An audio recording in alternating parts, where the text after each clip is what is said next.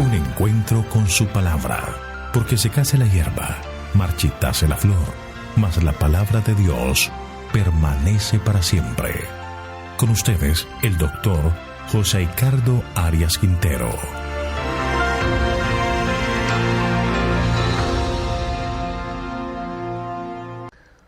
Hoy vamos a estudiar primero de Samuel, capítulo 29. Los filisteos desconfían de David. Saúl se encontraba en una situación muy lamentable, alejado de Dios, sin tener un profeta a su lado para amonestarle, lleno de temor y miedos. Sabe que el fin de su vida está cerca y no tiene ninguna esperanza. Pero el problema de Saúl es que no quiere arrepentirse de su maldad, no quiere humillarse ante Dios y reconocer sus faltas. Por otra parte, David cometió un error de buscar refugio en territorio del enemigo. En algunas oportunidades, David fue vencedor por confiar en la dirección divina, pero en esta situación su error fue guiarse por sus sentimientos y no confiar en la protección divina. La primera sección de este capítulo 29 son los versículos 1 al 5, donde se manifiestan sospechas sobre David de parte de los filisteos. Leamos los versículos 1 y 2. Los filisteos reunieron todas sus fuerzas en Afec, e Israel acampó junto a la fuente que está en Jezreel, mientras los príncipes de los filisteos pasaban revista a sus compañías de a 100 y de a 1000 hombres. David y sus hombres iban en la retaguardia con Aquis. David se encontraba en una tremenda encrucijada. Está en territorio filisteo y se levantaron en batalla contra Israel. Durante el tiempo que estuvo en el territorio enemigo, había engañado al rey Aquis, que le brindó refugio, dando a entender que estaba luchando en contra de su pueblo, pero lo que hacía era atacar a los enemigos de Israel y destruirlos por completo para que nadie trajera razón al rey. Aquis confiaba en él, tanto que lo compara con un ángel del Señor. Por la confianza de Aquis, David es parte del ejército filisteo contra Israel, pero nunca pelearía contra su pueblo, era lo que pensaba David. Pero allí está, en el ejército enemigo. Algo interesante es que Dios nos acompaña cuando decidimos andar por sus sendas, pero la misericordia de Dios es grande, que nos libera cuando tomamos caminos equivocados. El Señor usó la antipatía de los otros reyes filisteos para liberar a David de una situación en la que él mismo no sabía qué hacer. Leamos los versículos 3 al 5. Entonces los príncipes de los filisteos dijeron: ¿qué hacen aquí estos hebreos? Aquis respondió a los príncipes de los filisteos: ¿no ven que es David, el siervo de Saúl, rey de Israel? Ha estado conmigo por días y años, y no he hallado falta en él desde que se pasó a mi servicio hasta el día de hoy.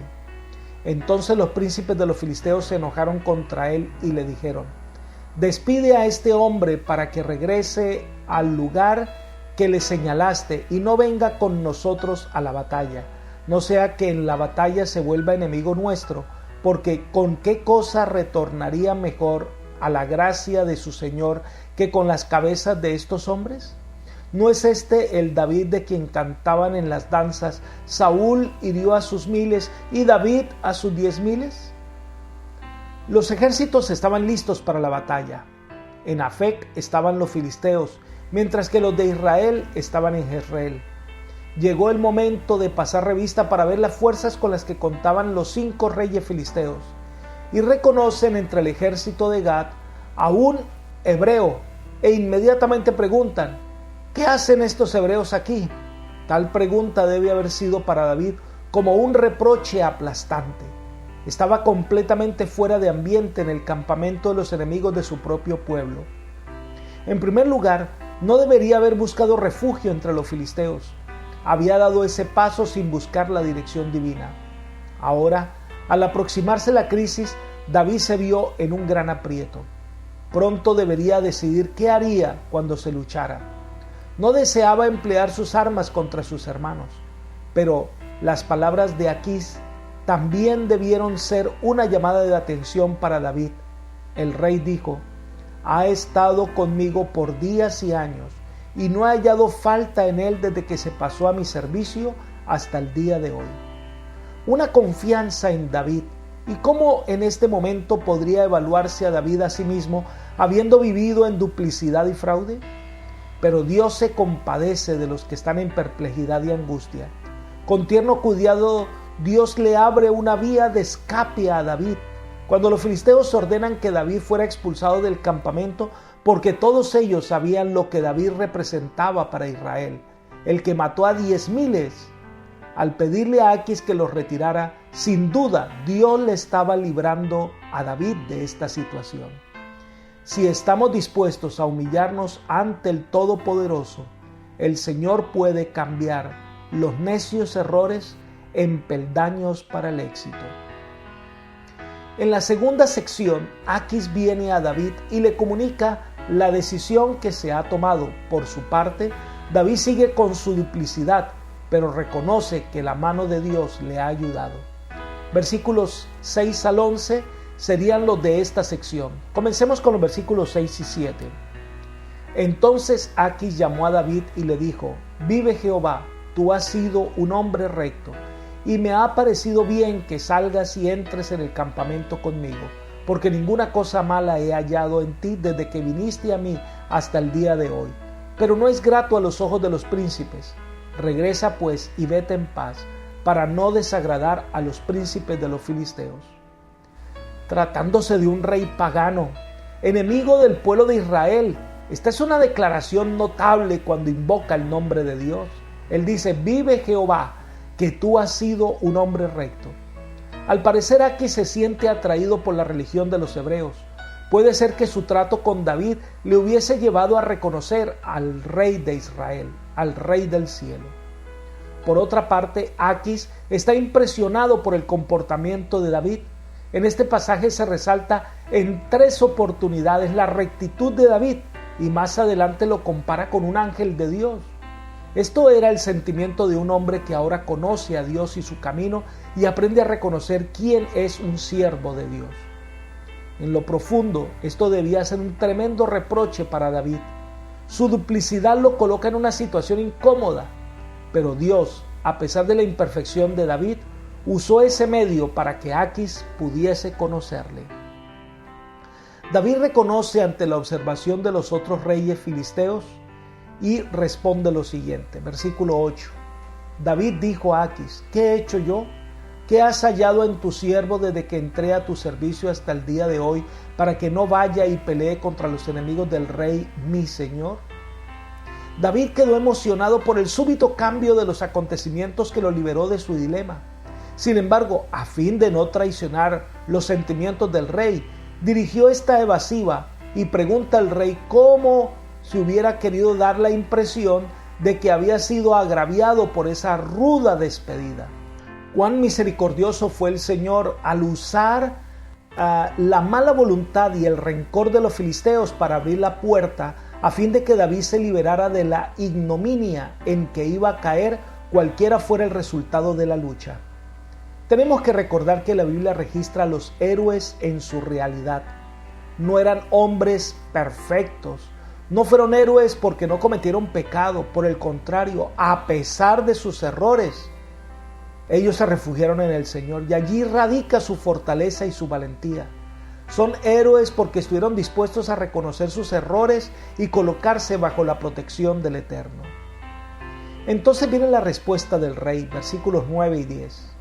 Aquis respondió a David: sé que has sido bueno ante mis ojos, como un ángel de Dios, pero los príncipes de los filisteos me han dicho: no venga con nosotros a la batalla. Levántate pues de mañana tú y los siervos de tu señor que han venido contigo y marchaos de aquí en cuanto amanezca.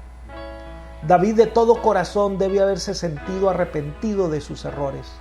Ahora se encontraba frente a frente con un bondadoso protector que le tenía confianza, le había sido amigable, pero al fin tenía que despedirlo debido a una presión política.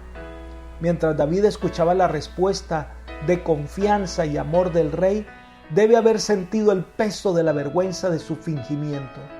Elena de White describe así ese momento. La contestación de Aquis debió causar al corazón de David un estremecimiento de vergüenza y remordimiento al recordarle cuán indignos de un siervo de Jehová eran los engaños hasta los cuales se había rebajado. Libro Patriarcas y Profetas, página 747. Pero también debe haberse sentido emocionado nuevamente con gratitud, porque a pesar de su pecado, la misericordia de Dios había quebrantado la trampa en que había estado. Cuán comprensivo es nuestro Padre Celestial. Aquis le informa a David la decisión tomada, que era mejor regresar a casa, y así lo hizo David. Leamos el versículo 11. Se levantaron David y sus hombres de mañana para irse y regresar a la tierra de los filisteos, y los filisteos se fueron a Jezreel. Las decisiones de David tuvieron sus consecuencias, pero la intervención divina enderezó el sendero. Eso es algo que siempre debemos considerar al tomar decisiones, pues éstas pueden llevarnos por un camino peligroso. Confiemos en la dirección del Señor.